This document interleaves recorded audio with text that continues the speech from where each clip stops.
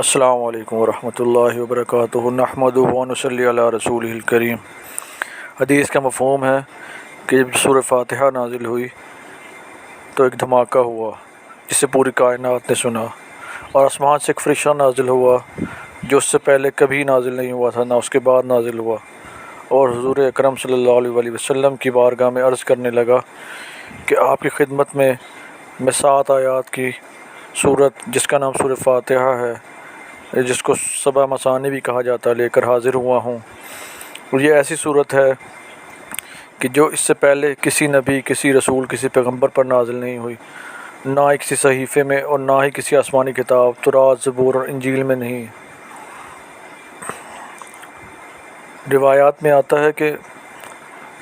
ابلیس اس دن اتنا رویا کہ اس سے پہلے کبھی نہیں رویا تھا، اور ابلیس اور خبیث جنات نے اس نے اپنے سر میں راکھ ڈالی کہ امت محمدیہ کو اتنی مبارک صورت ملی ہے۔